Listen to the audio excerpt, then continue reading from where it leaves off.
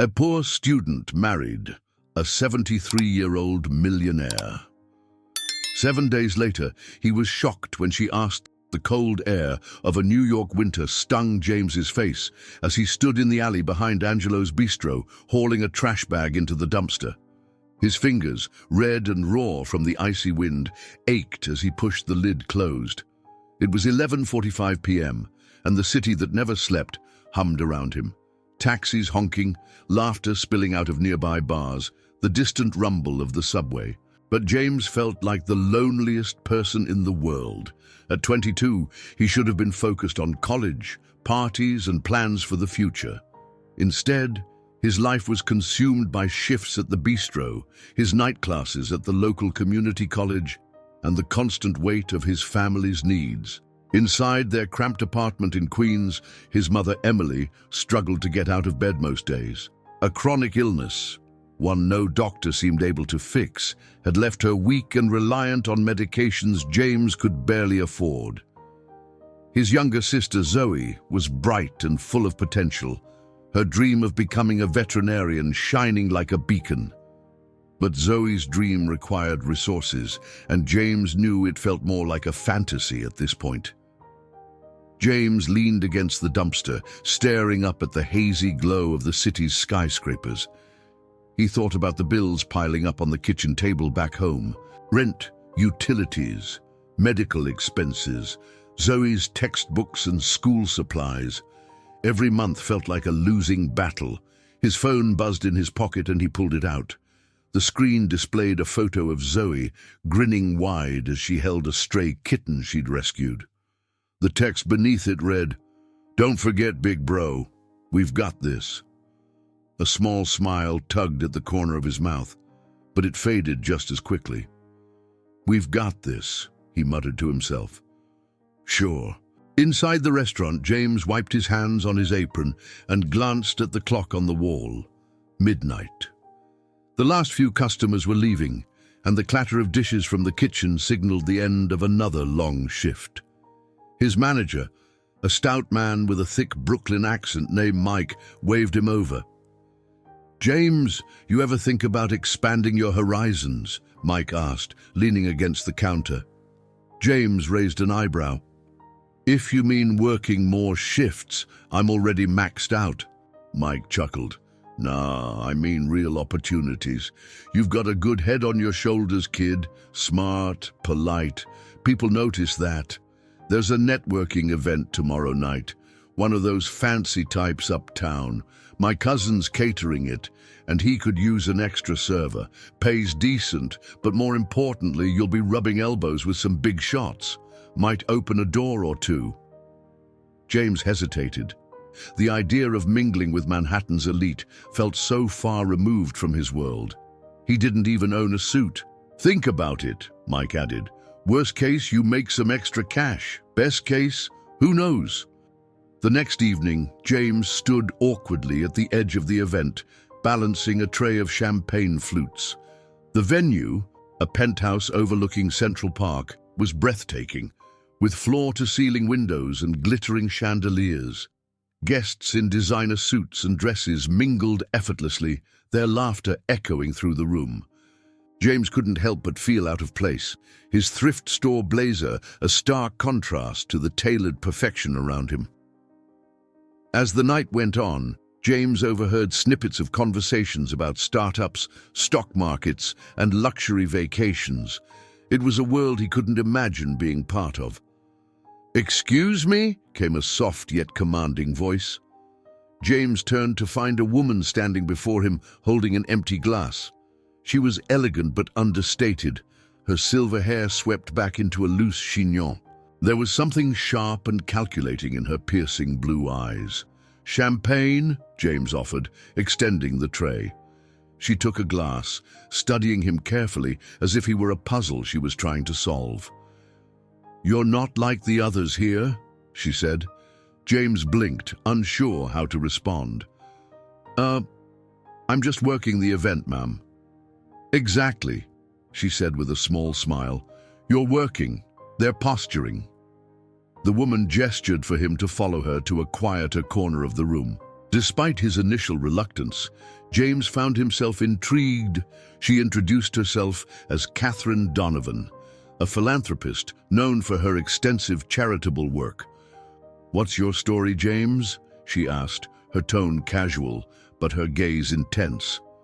James hesitated.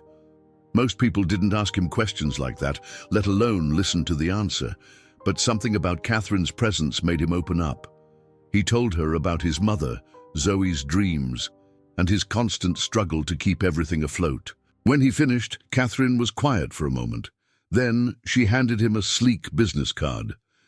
"Meet me tomorrow afternoon," she said. "There's an opportunity I'd like to discuss with you." James stared at the card, his heart pounding. "Why me?" he finally asked.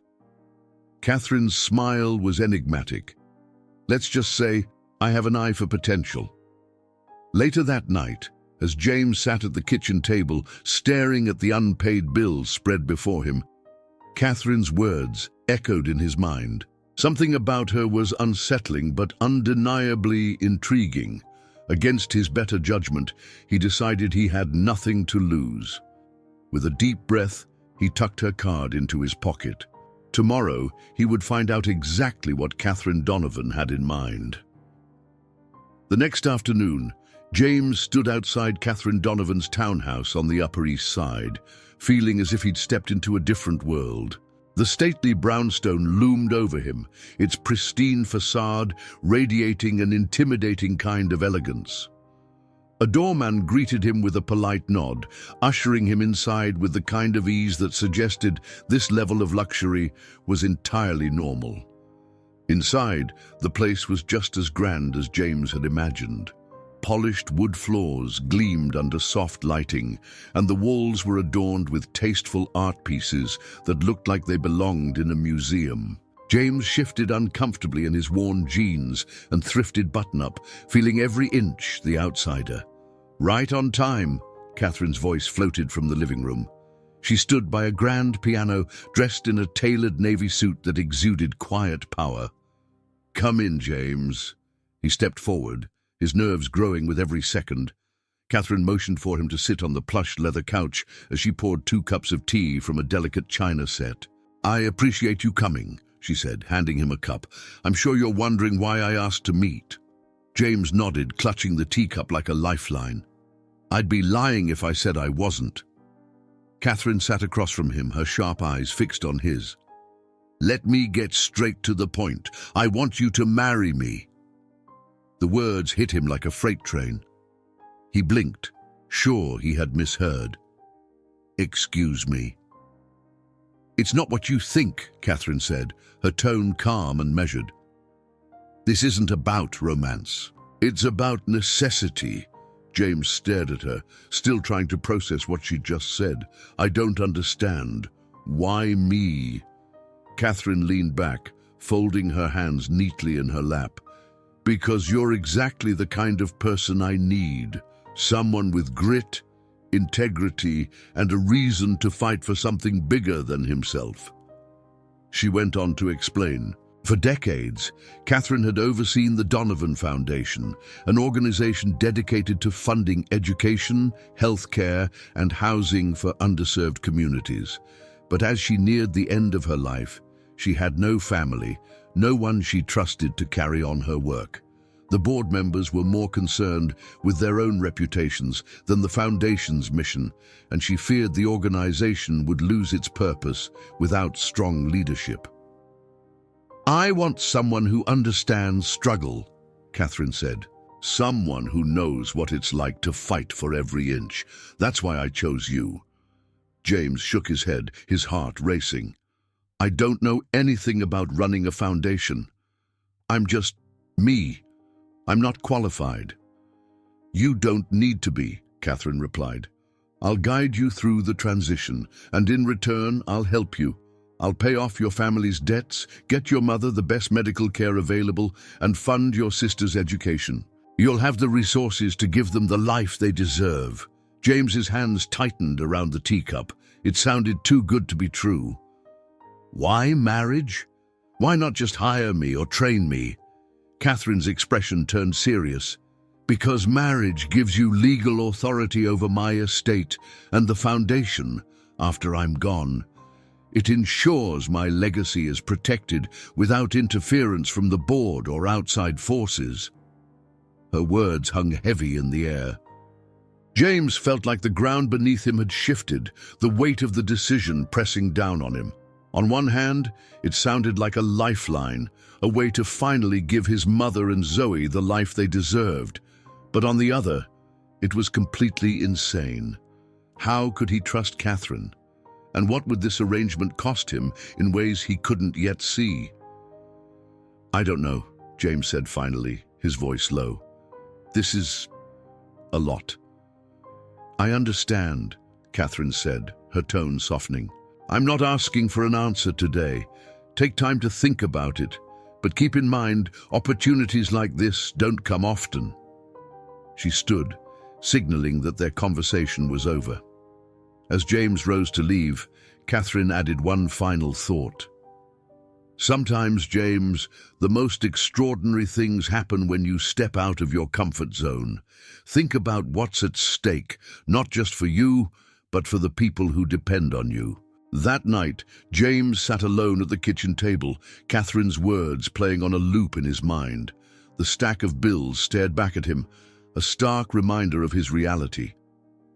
Across the room, Zoe was on the couch with her laptop, excitedly researching veterinary programs. "Look at this, James," she said, holding up the screen. "The University of Pennsylvania has this amazing pre-vet track. They even have scholarships. Do you think—" Her voice trailed off as she caught the conflicted look on his face. "What's wrong?" James forced a smile. "Nothing. Just tired."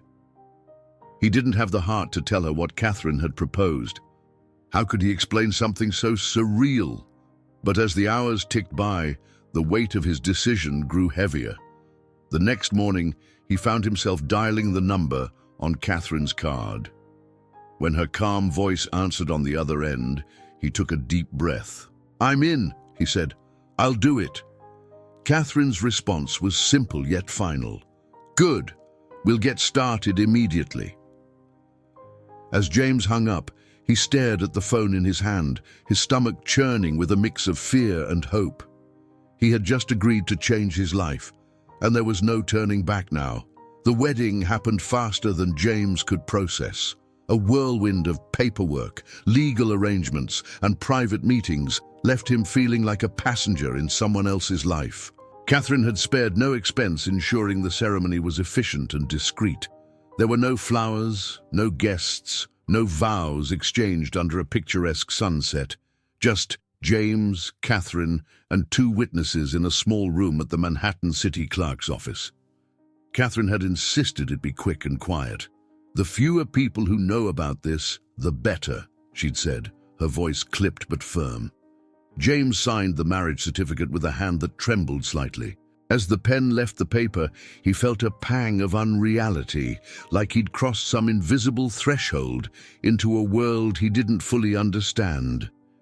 Catherine, as always, remained composed, her expression unreadable. "Congratulations," the clerk said with a polite smile. James forced a nod. Catherine extended her hand toward him, not for a romantic gesture, but for a firm, businesslike handshake. "It's done," she said quietly, her words carrying a sense of finality. Later that afternoon, James was sitting in Catherine's study, a room that seemed larger than his entire apartment. Shelves lined with leather-bound books stretched from floor to ceiling, and sunlight streamed through tall windows, bathing the room in a warm glow. Catherine entered, carrying a folder thick with documents. "This is your introduction to the Donovan Foundation," she said, placing the folder on the desk in front of him. "It's everything you'll need to know to take over when the time comes." James hesitated, eyeing the folder like it might bite him. "Why not teach me gradually? I barely know anything about running an organization." "You'll learn faster than you think," Catherine said, sitting across from him. "But there are other things you need to know." Her voice faltered slightly, the first crack in her usually unshakable demeanor. I don't have much time, James, she admitted. James frowned, confused. What do you mean? Catherine exhaled slowly, her eyes dropping to her hands. I was diagnosed with pancreatic cancer 2 years ago. I've been fighting it, but the treatments aren't working. The doctors say I have 6 months left, maybe less. The words hit James like a punch to the gut. He sat back in his chair, struggling to process what she'd just said. I didn't tell you this before, Catherine continued, because I didn't want it to cloud your decision. But now that we're tied together legally, you deserve to know the truth. James's mind raced. The woman who had just married him, the woman who had promised to change his life, was dying. I don't know what to say, he managed. There's nothing to say, Catherine replied matter-of-factly. What matters now is ensuring that the foundation is ready for you to take over. It's been my life's work, James. More than money, more than influence, the foundation is my legacy, and now it will be yours. Over the next few weeks, Catherine began introducing James to the inner workings of the Donovan Foundation. He attended board meetings, met with project managers, and toured the foundation's various initiatives. It was overwhelming, but James quickly realized how much the foundation truly mattered. One of their programs provided housing for homeless veterans. Another funded after-school programs in underprivileged neighborhoods. A third focused on providing free healthcare to families who couldn't afford insurance. Everywhere James went, he met people who had been profoundly impacted by Catherine's work. One afternoon, during a visit to a community center funded by the foundation, James met Clara, a 19-year-old girl who had grown up in foster care. She told him how the foundation's scholarship program had helped her attend nursing school. I wouldn't be here if it weren't for Ms. Donovan, Clara said, her voice full of gratitude. She gave me a chance when no one else would. Hearing stories like Clara's began to shift something inside James. He had agreed to this arrangement for the sake of his family, but now he saw how much bigger the stakes were. Catherine's work wasn't just about charity, it was about transforming lives. Despite the progress James was making, not everyone in the foundation was thrilled about his sudden involvement. The board of directors, a group of wealthy and influential individuals, saw him as an outsider who didn't belong. At a meeting one evening, one of the board members, a man named Gerald Parker, openly challenged Catherine's decision. With all due respect, Catherine, Gerald said, his tone dripping with condescension, this young man has no experience. How can we trust him to lead an organization of this magnitude? Catherine's eyes narrowed. You can trust him because I do, she said firmly, and because he has something this board often lacks, perspective.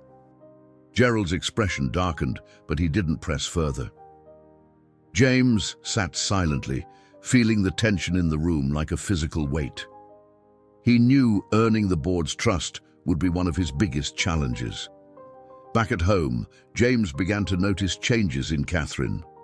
Her energy was waning, and she frequently cancelled meetings due to fatigue. Though she tried to hide it, the toll of her illness was becoming more evident. One evening, as James was reviewing foundation documents in her study, Catherine entered and sat down heavily in the chair across from him. You're doing well, she said, her voice softer than usual. James looked up, surprised. I don't feel like I am. Half the board thinks I'm a joke, and I still have no idea what I'm doing. Catherine gave him a small smile. Leadership isn't about knowing everything. It's about learning, adapting, and staying true to your purpose. You're already doing that. For the first time, James felt a flicker of confidence. But as Catherine's condition worsened, James began to feel the weight of what lay ahead. He had never asked for this responsibility, but now it was his to bear. Watching Catherine struggle, he realized that her time was running out faster than he had anticipated. And for the first time, he asked himself a question he hadn't dared to before. Could he truly live up to her expectations? Catherine's health declined rapidly in the following weeks, and James began taking on more responsibilities within the Donovan Foundation. What had once seemed impossible, managing multi-million-dollar projects, negotiating with influential donors, and ensuring that initiatives reached the communities they were designed to serve, became his daily reality. Yet despite the progress he was making, James couldn't shake the feeling of inadequacy. Every meeting with the board felt like a battle. Gerald Parker, in particular, had taken it upon himself to undermine James at every turn. At one meeting, Gerald openly questioned the expansion of a program aimed at funding community healthcare clinics. "This initiative is bleeding money," Gerald said, his tone icy. "We should be focusing on scalable projects, not wasting resources on programs that are barely breaking even." James clenched his fists under the table. But before he could respond, Catherine, who had attended despite her weakened state, spoke up. "Those barely breaking even programs have saved hundreds of lives," she said, her voice sharp despite her obvious exhaustion. "If you're more concerned about profit margins than people, Gerald, perhaps you should reconsider your place on this board." The room fell silent, and Gerald's face flushed with embarrassment.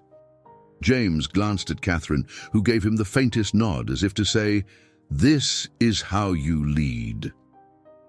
As James spent more time visiting the Foundation's projects, he began to understand the profound impact of their work.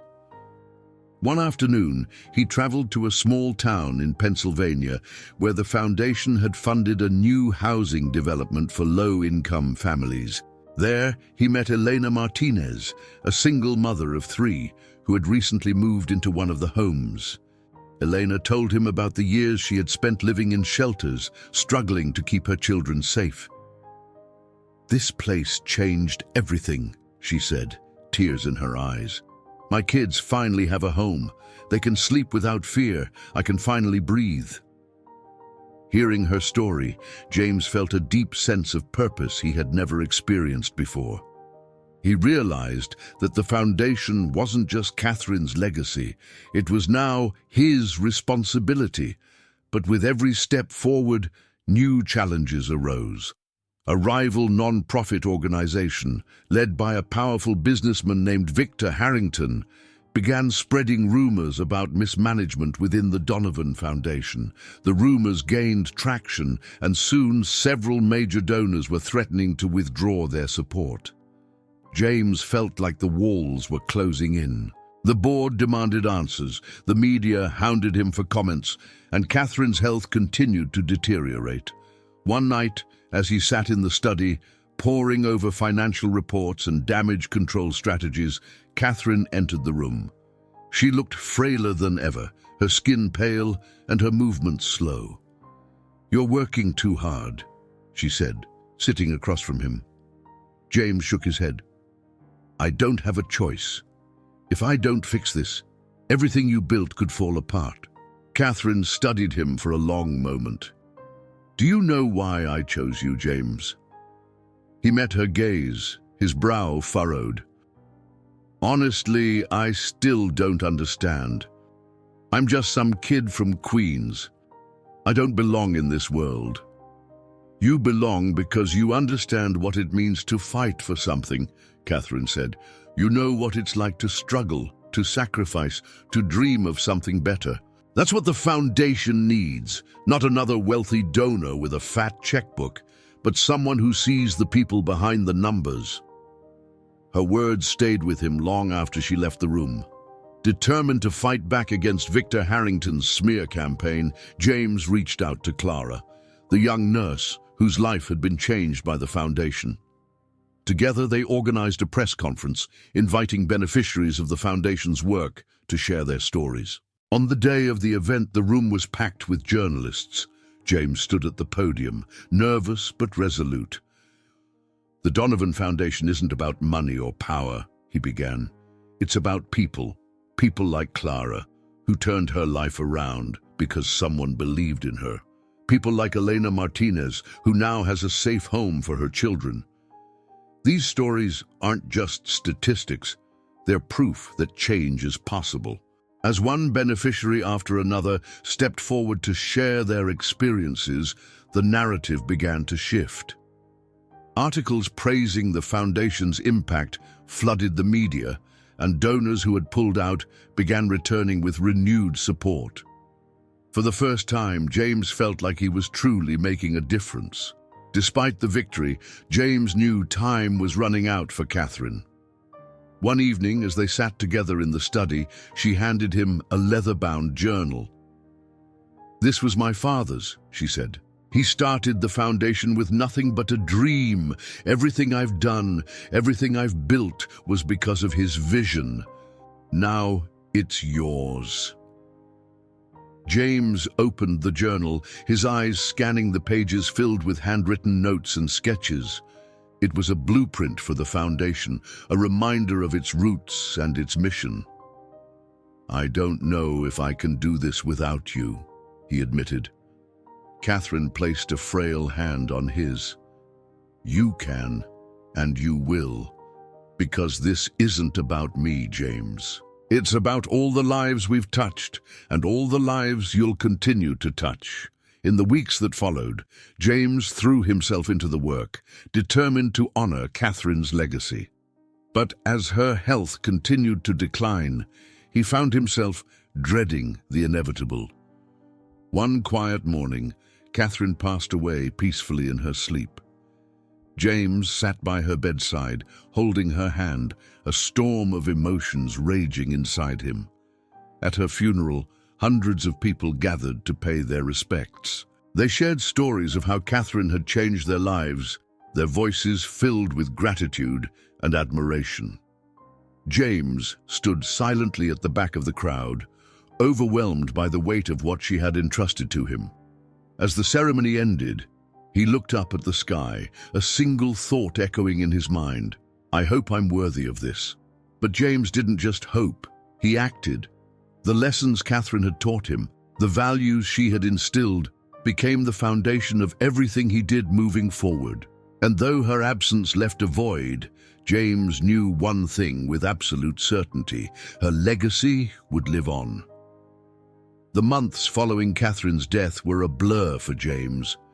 Her absence hung over him like a shadow, but the weight of responsibility she had left him was too immense to allow him much time to grieve. The Donovan Foundation had become his entire life. Every morning, he poured himself into the work, driven by the promise he had made to Catherine and the people who depended on the foundation. But as much as he wanted to honor her memory, doubts lingered. The board continued to challenge his decisions, donors demanded results, and whispers about his lack of experience resurfaced. Some days, it felt like the world was waiting for him to fail.